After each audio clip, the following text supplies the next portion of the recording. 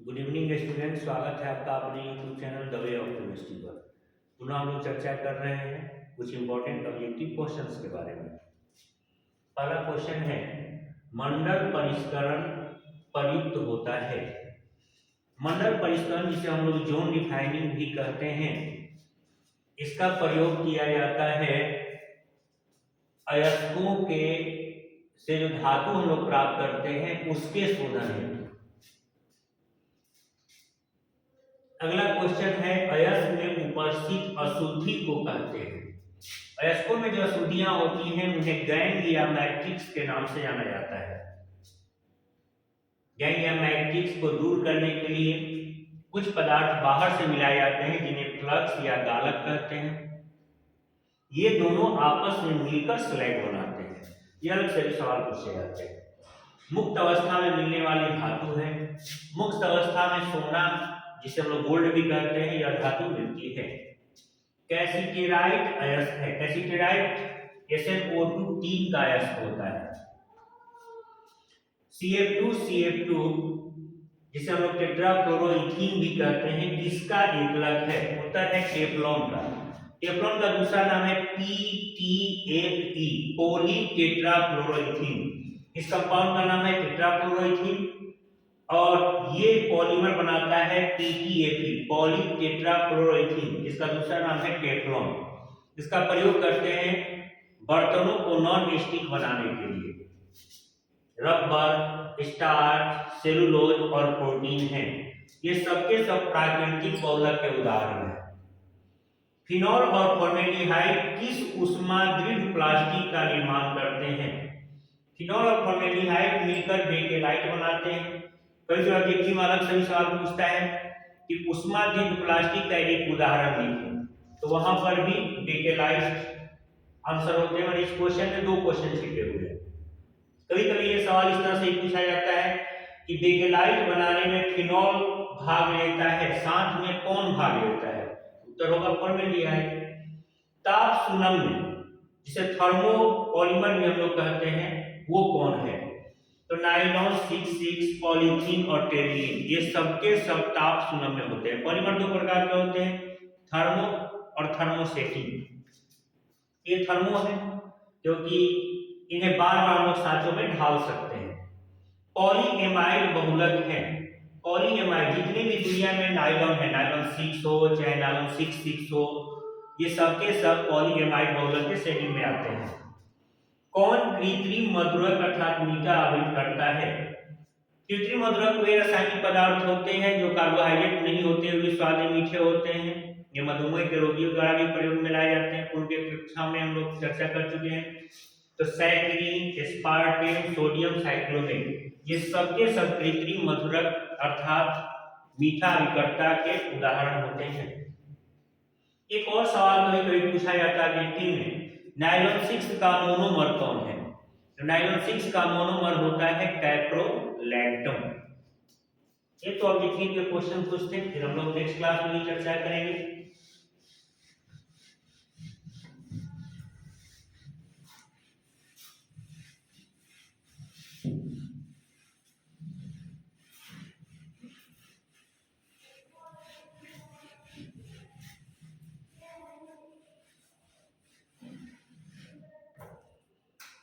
Question है, chloroacetic अम्ल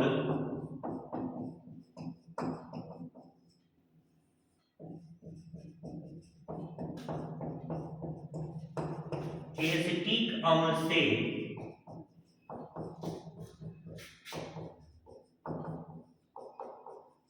शक्तिशाली अम्ल है,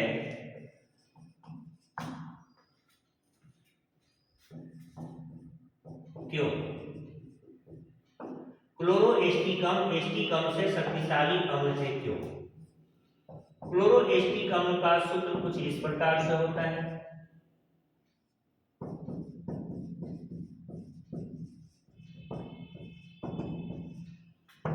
और एसिटिक अम्ल का सूत्र कुछ इस प्रकार से होता है।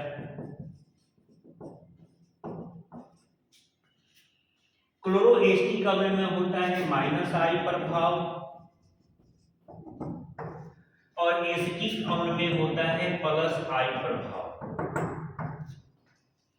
तो माइनस आई प्रभाव के कारण ये इलेक्ट्रॉन अपनी ओर खींचता है, नतीजा H प्लस जल्दी मुक्त होता है और यह अधिक अम्लीय हो जाता है, जबकि उसमें प्लस आई प्रभाव के कारण इलेक्ट्रॉन घनत्व बढ़ जाता है और H प्लस का त्याग आसानी से नहीं होता है।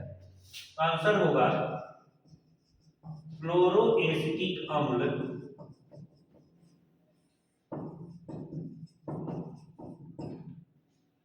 में माइनस आई प्रभाव के कारण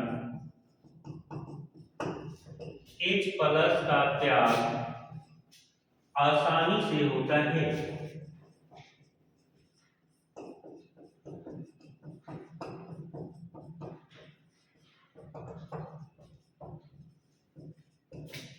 अतः यह अधिक अम्लीय होता है।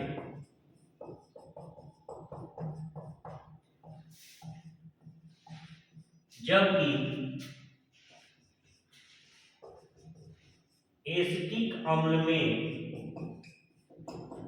प्लस आई प्रभाव के कारण H प्लस का त्याग आसानी से नहीं होता है।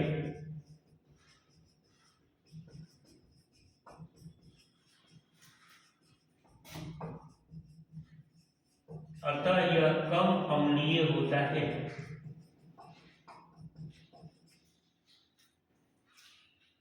इसी तरह का एक और सवाल पूछा जा सकता है। क्लोरोएसिटिक अम्ल की जगह यदि सवाल दे दे फॉर्मिक अम्ल, फॉर्मिक अम्ल एसिटिक अम्ल से शक्तिशाली अम्ल है, क्यों?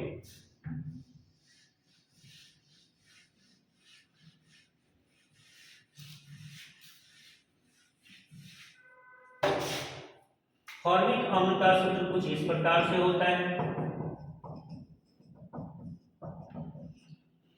फॉर्मिक अम्ल में यहाँ प्रभाव नहीं पाया जा रहा, लेकिन एसिटिक अम्ल में प्लस आई प्रभाव पाया जाता है। प्लस आई प्रभाव के कारण इलेक्ट्रॉन घनत्व बढ़ जाता है और यह H प्लस आसानी से नहीं देता, इसलिए तुलनात्मक रूप से फॉर्मिक अम्ल जल्दी H प्लस देता है और यही कारण है कि फॉर्मिक अम्ल अधिक अम्लीय होता है। इस क्वेश्चन का उत्तर होगा कि एसिटिक अम्ल में प्लस आई प्रभाव पाए जाने के कारण इलेक्ट्रॉन घनत्व बढ़ जाता है और यही कारण है कि H प्लस का त्याग आसानी से नहीं होता है और फॉर्मिक अम्ल एसिटिक अम्ल की तुलना में अधिक शक्तिशाली अम्ल हो जाता है।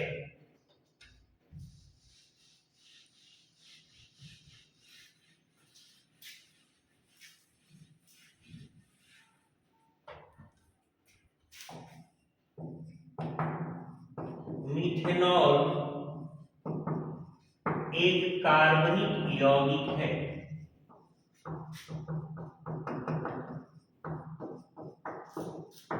लेकिन जल में घुलनशील होता है, क्यों?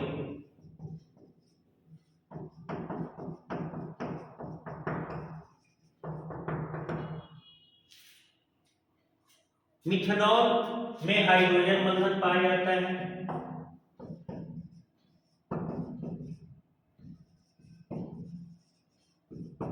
और जल में भी हाइड्रोजन बंधन पाया जाता है।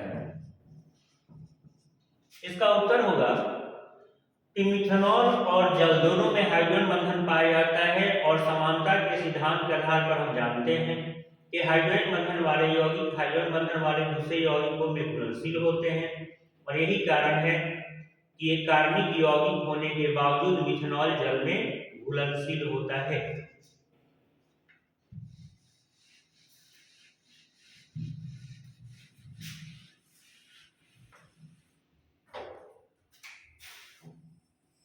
अगला क्वेश्चन है वाष्प दाब के आपेक्षिक अवनमन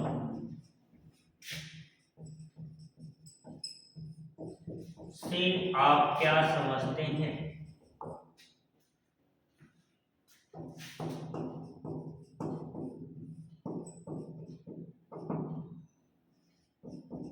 इसके लिए राउंड के नियम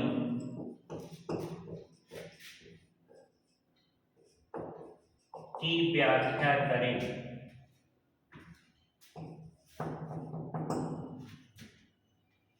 क्वेश्चन का उत्तर कुछ इस प्रकार से है। शुद्ध विलायक की तुलना में विलयन का वाष्प दाब हमेशा कम होता है, क्योंकि सतह पर मौजूद विलेय के कुछ कण अवरोध उत्पन्न करते हैं। शुद्ध विलायक की तुलना में विलयन के वाष्प दाब में हुई यह कमी वाष्प दाब का अपेक्षित अवनमन कहलाती है। यदि एक पात्र में हम लोग केवल विलायक लें और इतने ही बड़े आकार के एक दूसरे पात्र में हम लोग विलयन बना लें, विलायक का वाष्प दाब यदि P हो और विलयन का वाष्प दाब PS, तो P की तुलना में PS हमेशा कम होगा, क्योंकि सतह पर मौजूद कुछ विलेय के कण अवरोध उत्पन्न करेंगे। इससे संबंधित कुछ छोटे छोटे क्वेश्चन भी पूछे जाते हैं, जैसे क्या होता है जब किसी अवाष्पशील विलेय को जल में घोला जाता है? उत्तर होगा, जब किसी अवाष्पशील विलेय को जल में घोला जाता है तो उसके कुछ कण सतह पर आकर अवरोध उत्पन्न करते हैं, अतः विलयन का वाष्प दाब कम हो जाता है। मान लिया कि विलायक का वाष्प दाब P है और विलयन का वाष्प दाब PS, तो वाष्प दाब का अपेक्षित अवनमन हो जाएगा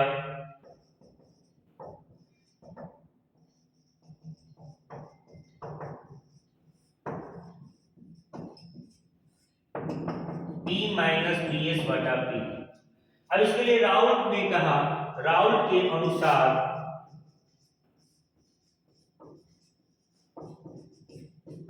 वाष्प दाब का अपेक्षित अवनमन विलेय के मूल प्रभाज के समानुपाती होता है, अर्थात P minus PS by P समानुपाती small n by small n plus capital N, जहां स्मॉल n विलेय के मोल को और कैपिटल N विलायक के मोल को सूचित करता है।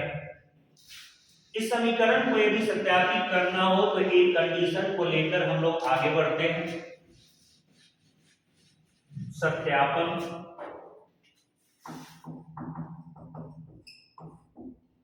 विलयन हो या विलायक, वाष्प दाब हमेशा विलायक के मूल प्रभाज के समानुपाती होता है।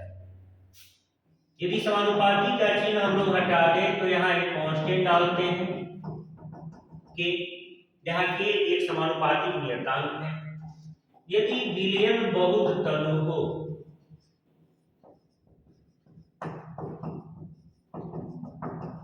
तो विलयन और विलायक के वाष्प दाब लगभग बराबर होंगे और स्मॉल n निग्लिजिबल होगा। ऐसी अवस्था में P बराबर K n by 0 plus n, तो P और K दोनों बराबर हो गए। इसको मान लेते हैं समीकरण 1, इसको मान लेते हैं समीकरण 2। समीकरण 2 से K का मान 1 में रखने पर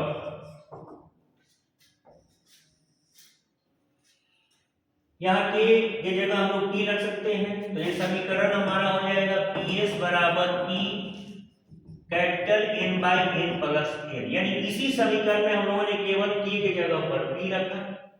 अब इस P को इधर ले आते हैं तो PS बाई P इधर लाने पर बराबर capital N by N plus N। Mathematically हम लोग इसको भी और इसको भी 1 में से घटा दें तो यह समीकरण हो जाता है P minus PS by P, यहाँ एलसीएम लेने पर लघुत्तम लेने पर, और ये n plus n minus capital N by N plus N, तो ये कट गया। ये समीकरण हो जाता है P minus PS by P बराबर small n by n plus n। जैसे ही ये बराबर होता है समानुपाती हो जाता है, अर्थात राउल्ट के नियम की पुष्टि हो जाती है। यहीं से एक और समीकरण को ज्ञात कर सकते हैं कि यदि हमें अवाष्पशील विलेय का अनुभार ज्ञात करना हो तो, अर्थात ये क्वेश्चन पूछ दे कि वाष्प दाब का अपेक्षित अवनमन और अवाष्पशील विलेय के अनुभार के बीच संबंध दर्शाएं, तो ऐसी अवस्था में चूंकि n बराबर होता है small w by small n और कैपिटल N बराबर होता है capital W by capital N, और तनु विलयन के लिए यह n निग्लिजिबल होता है, तो ऐसी अवस्था में हमारा यह जो समीकरण है कुछ ऐसा हो जाएगा, p minus P S by P, small w by small m, ये निग्लिजिबल, और capital W by capital M। तो हमारा समीकरण होगा p minus P S by P, small w by small m, capital W by capital M, और p minus P S by P, small w by small m into capital M by capital W। फिर small w जो है जहां पर वो विलेय के ग्राम्य मात्रा को, स्मॉल m विलेय के अनुभार को, कैपिटल M विलायक के अनुभार को, और कैपिटल W विलायक के ग्राम्य मात्रा को दर्शाता है। और यह जो समीकरण है, यह समीकरण अवाष्पशील विलेय के अनुभार अर्थात m, स्मॉल m, और ये वाष्प दाब के अपेक्षिक अवनमन अर्थात p minus P S by P के बीच संबंध को दर्शाता है। यदि क्लास पसंद आया हो तो इसे लाइक करें, इसे ज़्यादा से ज़्यादा शेयर करें, और चैनल को आपने अभी तक सब्सक्राइब नहीं किया है तो इसे सब्सक्राइब करें।